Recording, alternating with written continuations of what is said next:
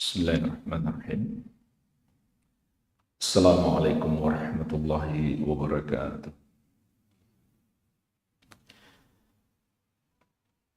Alhamdulillahi hamdan katsiran thayyiban mubarakan fih mubarakan alaih kama yuhibbu rabbuna wa yarda. Asyhadu an la ilaha illallah wahdahu la syarika lah wa asyhadu anna Muhammadan abduhu wa rasuluh sallallahu alaihi wa ala alihi wa sahabatihi ajma'in wa man tabi'ahum bi ihsanin ila yaumiddin.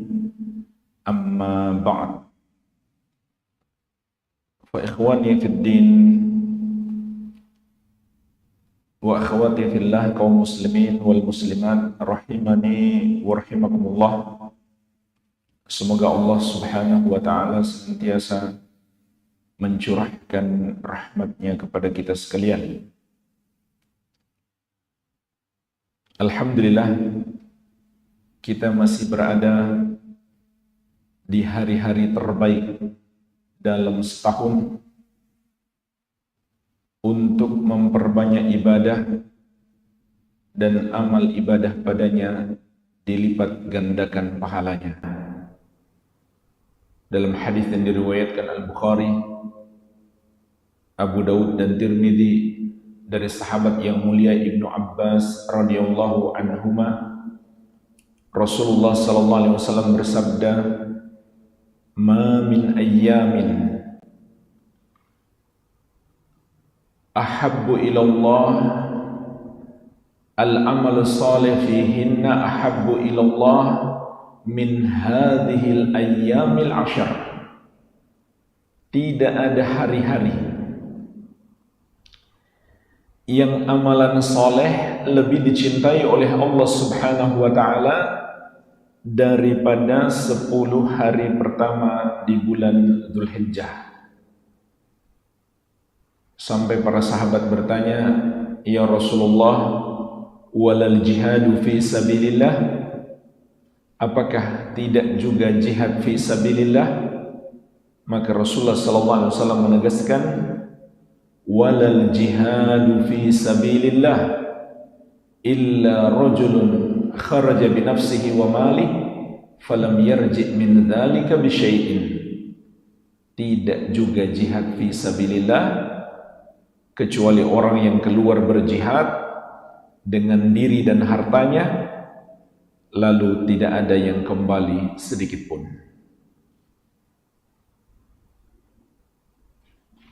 Dan juga jemaah sekalian, kita berada di hari yang ke-9 yang memiliki keutamaan yang sangat besar. Dalam hadis yang diriwayatkan Imam Muslim dari Aisyah radhiyallahu anha, Rasulullah sallallahu alaihi wasallam bersabda, "Ma min yaumin aktsaru min an yu'tik Allahu 'abdan minan nar min yaumi Arafah." Tidak ada satu hari yang lebih banyak Allah bebaskan hamba-hambanya dari api neraka melebihi hari Arafah, melebihi hari Arafah.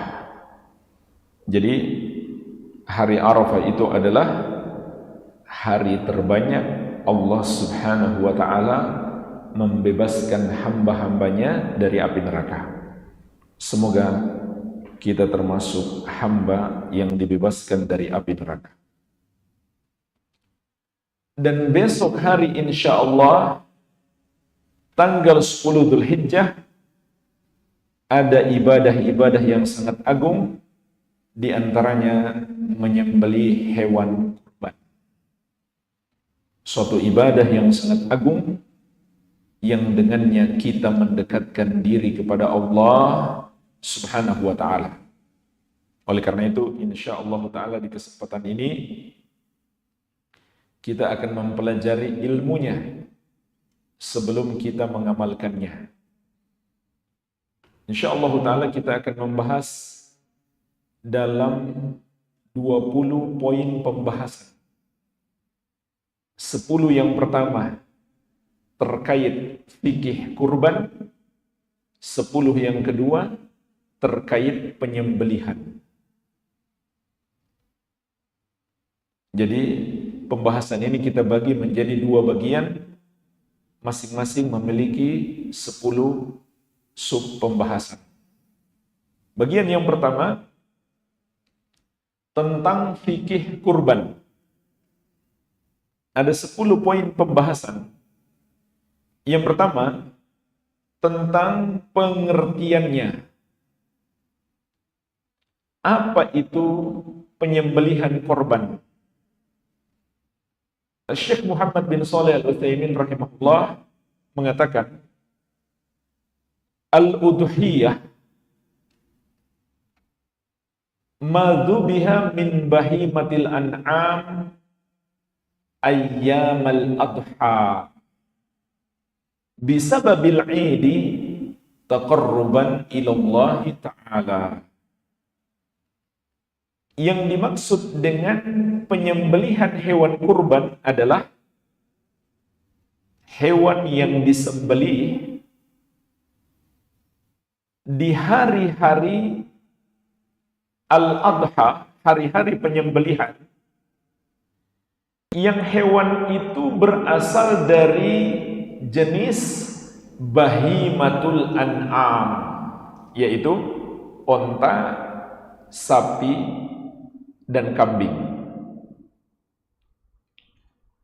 Dan penyembelihan itu dengan sebab adanya al-Id, hari raya, yang diniatkan untuk mendekatkan diri kepada Allah Subhanahu wa Ta'ala.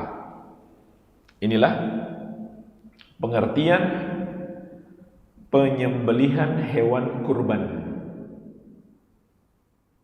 Hewan yang disembelih di hari-hari al-adha, hari-hari kurban, yang berasal dari jenis bahimatul an'am, yaitu onta, sapi, dan kambing.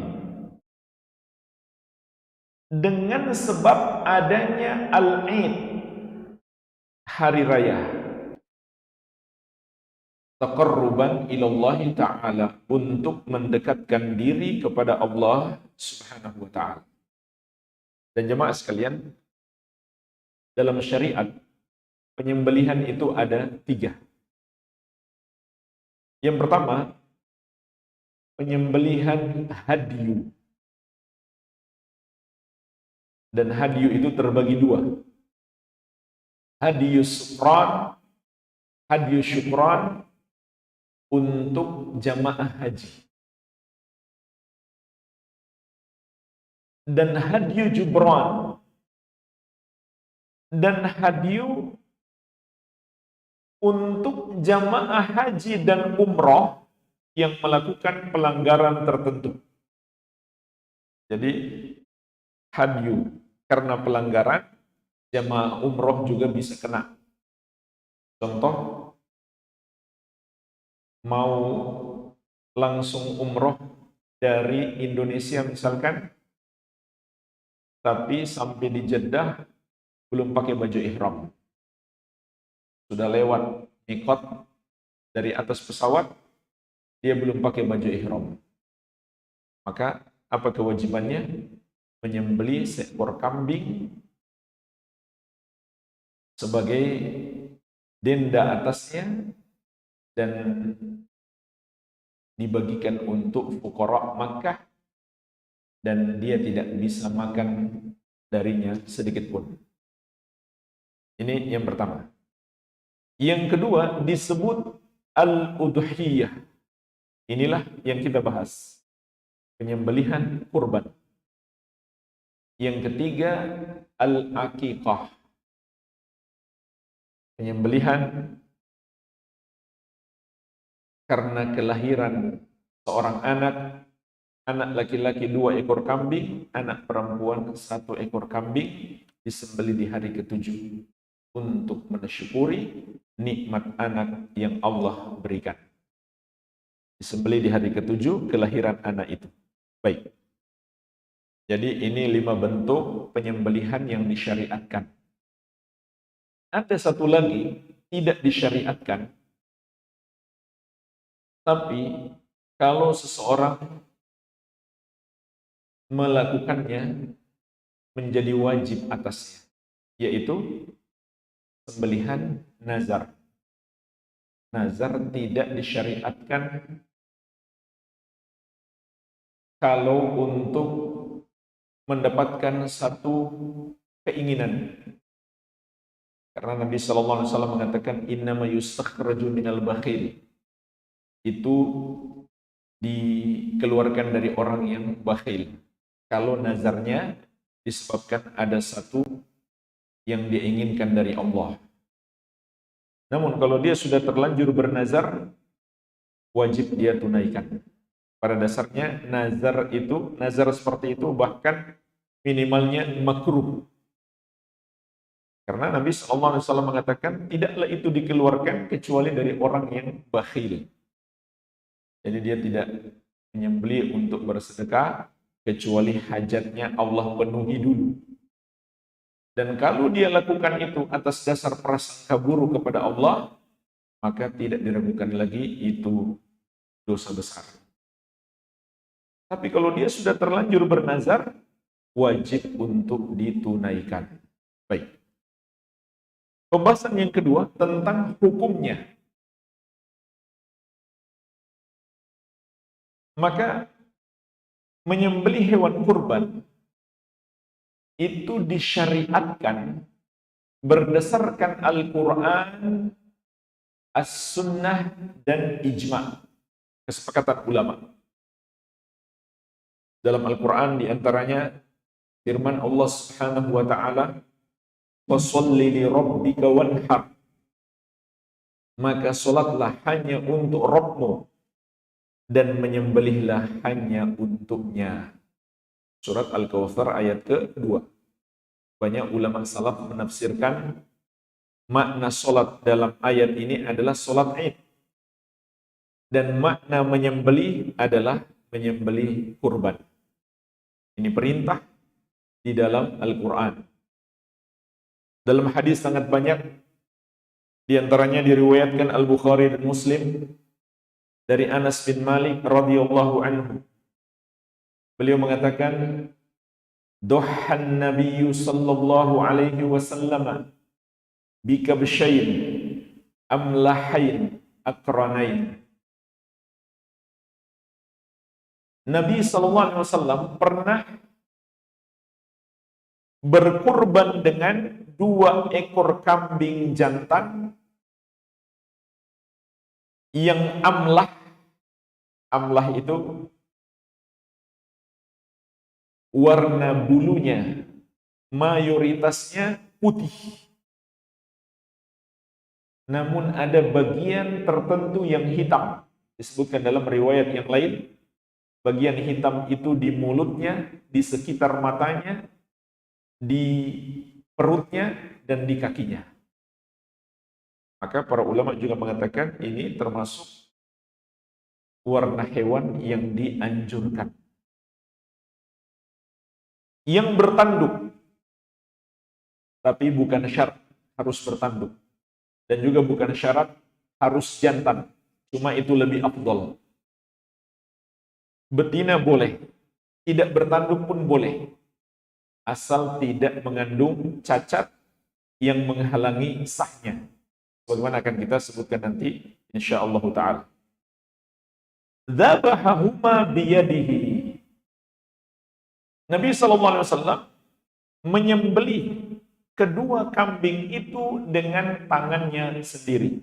Dan ini termasuk sunnah. Kita yang berkorban, kita sembelih sendiri. Ini termasuk sunnah dalam berkorban. Kalaupun kita wakilkan orang lain yang menyembelih, maka juga sangat dianjurkan kita menyaksikan. Dan sunnah ini jemaah sekalian tidak akan bisa terlaksana kalau kita menyembelih di daerah lain atau kita berkorban di daerah lain, bukan di daerah tempat kita berada saat itu. Kecuali kita pergi ke sana, terbang sebentar, menyembelih, kemudian pulang lagi. Kalau kita kirim ke daerah lain, dan kita nggak ikut ke sana, maka sunnah ini tidak bisa kita amalkan. Maka dari itu, pada dasarnya, tidak dianjurkan mengirim hewan kurban kita ke daerah lain. Dan ini juga bisa bermudarat besar. Kalau ada satu komplek, semua orang di situ mengirim ke daerah lain, maka hilang syiar Islam di situ. Ini syiar yang agung. Syiar yang agung di hari raya. Dan juga bagian dari dakwah dan pendidikan untuk anak-anak kita. Maka sangat baik tatkala kita menyembelih, kita hadirkan anak-anak kita menyaksikan agar mereka belajar pengorbanan di jalan Allah. Mungkin muncul pertanyaan, lalu bagaimana dengan saudara-saudara kita di daerah miskin yang tidak bisa membeli hewan kurban? Jawabannya mudah. Kirim sedekah. Itu yang disyariatkan. Jangan kirim hewan kurban kita. Kirim sedekah. Dan kalau kita kirim sedekah, berarti uang itu sudah jadi milik mereka, kemudian mereka belikan hewan kurban, sehingga mereka dapat pahala berkurban. Kalau kita kirim hewan kita, mereka cuma bisa makan saja, kan? Nggak dapat pahala berkurban. Tapi kalau kita kirim sedekah, maka dapat dua kebaikan. Mereka bisa makan hewan kurban itu, mereka juga bisa dapat pahala berkurban. Bahkan mereka juga bisa dapat pahala bersedekah dari daging hewan kurban itu. Kecuali mungkin di satu daerah sudah sangat darurat, kelaparan misalkan, dan kita tidak punya harta lain untuk mereka kecuali hewan kurban itu saja, maka semoga itu tidak mengapa kalau tidak ada cara lain untuk membantu mereka. Wasamma wa kabbara, kata Anas, lanjutan hadisnya, beliau mengucapkan bismillah dan bertakbir. Bismillahi wallahu akbar. Wa wada'a rijlahu ala sifahihima, dan beliau meletakkan kakinya di atas badan hewan tersebut. Ini juga sunnah saat menyembelih, letakkan kaki kita, kaki kanan misalkan, di tubuh hewan tersebut. Tapi bukan diinjak, ya, cuma diletakkan begitu saja. Untuk membantu agar hewan itu tidak terlalu meronta-ronta.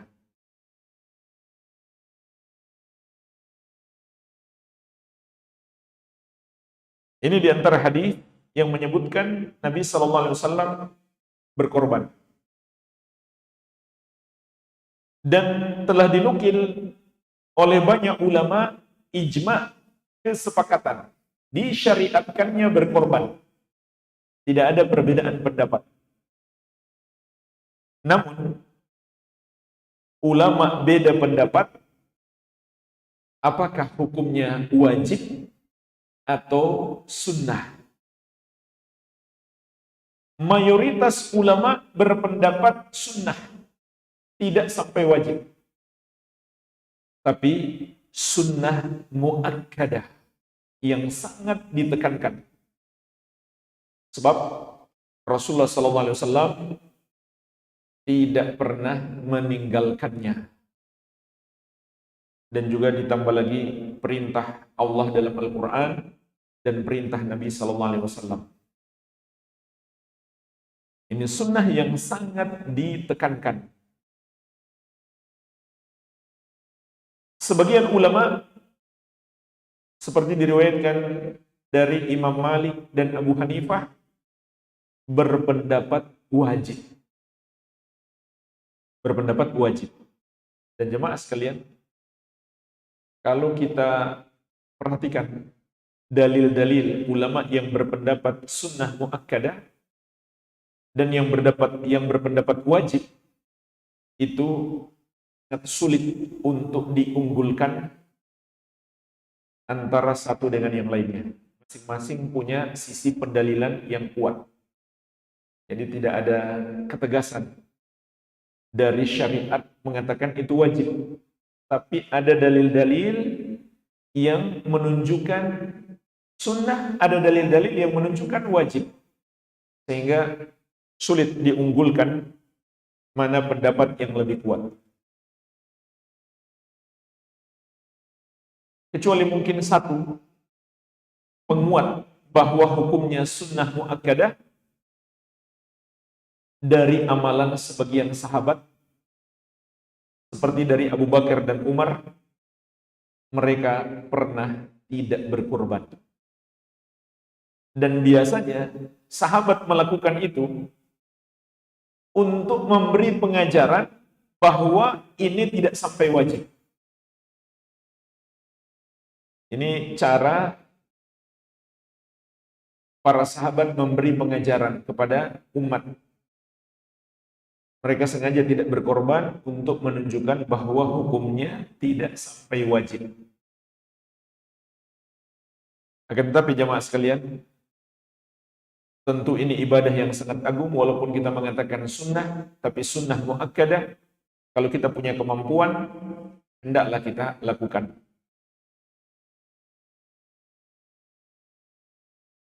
Syekhul Islam Ibnu Taimiyah rahimahullah, beliau menguatkan pendapat hukumnya wajib. Jadi intinya ulama masih beda pendapat tentang hukumnya, akan tetapi ulama sepakat tentang disyariatkannya. Pembahasan yang ketiga, para ulama juga membahas tentang berkurban itu lebih afdal daripada bersedekah dengan nilainya. Berkurban lebih afdal daripada bersedekah dengan nilainya. Misalkan harga sapi 20 juta, maka kita belikan sapi kemudian kita berkorban, itu lebih afdal daripada kita sedekahkan 20 juta itu. Ditambah lagi, setelah kita berkorban, kita masih bisa sedekah juga. Iya kan? Setelah kita berkorban, kita masih bisa sedekah. Seandainya kita mau sedekahkan seluruhnya juga boleh. Namun ada sunnah kita makan sedikit, insya Allah Ta'ala kita sebutkan nanti. Jadi tetap lebih afdal kita berkorban daripada menyembelih, daripada bersedekah dengan nilainya. Syekhul Islam Ahmad bin Abdul Halim Al-Harrani rahimahullah mengatakan, wal udhiyah wal aqiqah wal hadyu afdalu minas sadaqah bithamani dzalik. Berkorban, akikah dan hadyu itu lebih afdal daripada bersedekah dengan nilainya. Namun jemaah sekalian, ini bukan berarti untuk dipertentangkan sebenarnya. Karena waktu bersedekah itu masih lapang, kapan saja boleh. Sedangkan waktu berkorban, begitu pula akikah dan hadyu, itu terbatas. Waktu berkorban itu singkat sekali. Bahkan yang disepakati ulama hanya tanggal 10. 13 sudah berbeda pendapat ulama. Karena ada suara-suara tumbang dari orang-orang yang punya pemahaman liberal, mengaku muslim tapi liberal. Padahal muslim itu artinya orang yang tunduk dan patuh. Liberal artinya bebas. nggak mau tunduk dan patuh, suka-suka dia. Bertentangan kalau dikatakan Islam tapi liberal, dua kata yang bertentangan. Maka mereka biasanya suka nyinyir, suka menyindir orang-orang yang beramal. Sering mereka bilang, daripada beli hewan mending kasih saja sedekahnya. Daripada pergi haji mending uangnya dikasih ke orang yang membutuhkan. Padahal ini bukan untuk saling dipertentangkan. Kalau sudah waktunya berhaji, berhaji. Kalau sudah waktunya berkorban, berkorban. Dan bersedekah itu waktunya lapang. Bersedekah tetap diperhatikan.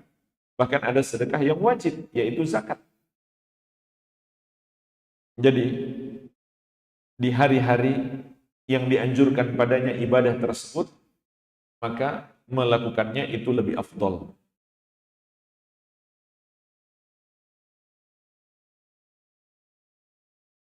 Ditambah lagi jemaah sekalian, dalam berkorban itu ada syiar Islam yang agung. Dan kita mengalirkan darah hewan kurban itu untuk pengagungan kepada Allah. Dan kita tetapkan akidah tauhid kita. Sebagaimana juga yang Allah tegaskan dalam surat Al-An'am ayat 162-163. Qul inna salati wa nusuki wa mahyaya wa mamati lillahi rabbil alamin la syarikalah wa bidzalika umirtu wa ana awwalul muslimin. Katakan, sesungguhnya salatku dan nusukku. Nusuk itu artinya penyembelihan. Hidupku dan matiku hanya untuk Allah Rabbul Alamin. Tidak ada sekutu baginya. Yang demikian itu yang diperintahkan kepadaku. Dan aku adalah Muslim yang pertama. Maksudnya Nabi Muhammad SAW adalah Muslim yang pertama, yaitu Muslim yang terbaik. Jadi di dalam penyembelihan ada kandungan akidah tauhid yang sangat agung. Salatku, penyembelihanku hanya untuk Allah Rabbul Alamin. Oleh karena itu jemaah sekalian, orang yang menyembelih untuk pengagungan atau pendekatan diri kepada selain Allah, dia telah berbuat dosa syirik, dosa terbesar. Dalam hadis riwayat Muslim dari Ali bin Abi Thalib radhiyallahu anhu, Rasulullah sallallahu alaihi wasallam bersabda, la'anallahu man dzabaha li ghairillah. Allah melaknat orang yang menyembelih untuk selain Allah. Dan seharusnya jemaah sekalian, kaum muslimin itu semuanya memahami penyembelihan itu ibadah. Buktinya setiap tahun kita berhari raya kurban. Belum lagi akikah, belum lagi hadiah. Maka tidak sepatutnya menyembelih untuk sesajen. Itu syirik.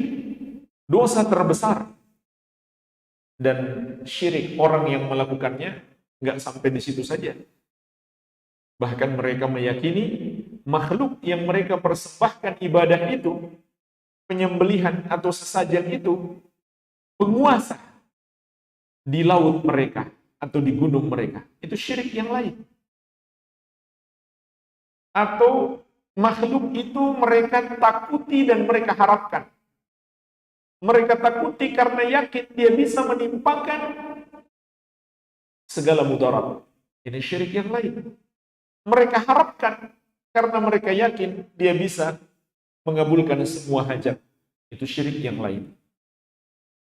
Kalau mereka bermohon, meminta kepadanya, berdoa, itu juga syirik yang lain. Jadi subhanallah, kesyirikan mereka banyak sekali.